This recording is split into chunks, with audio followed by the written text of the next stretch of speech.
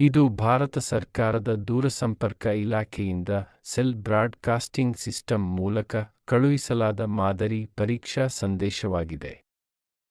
ನಿಮ್ಮ ಕಡೆಯಿಂದ ಯಾವುದೇ ಕ್ರಿಯೆಯ ಅಗತ್ಯವಿಲ್ಲದ ಕಾರಣ ದಯವಿಟ್ಟು ಈ ಸಂದೇಶವನ್ನು ನಿರ್ಲಕ್ಷಿಸಿ.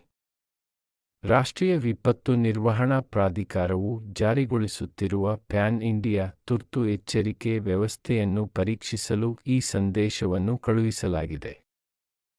ಇದು ಸಾರ್ವಜನಿಕ ಸುರಕ್ಷತೆಯನ್ನು ಹೆಚ್ಚಿಸಲು ಮತ್ತು ತುರ್ತು ಸಂದರ್ಭಗಳಲ್ಲಿ ಸಕಾಲಿಕ ಎಚ್ಚರಿಕೆಗಳನ್ನು ಒದಗಿಸುವ ಗುರಿಯನ್ನು ಹೊಂದಿದೆ.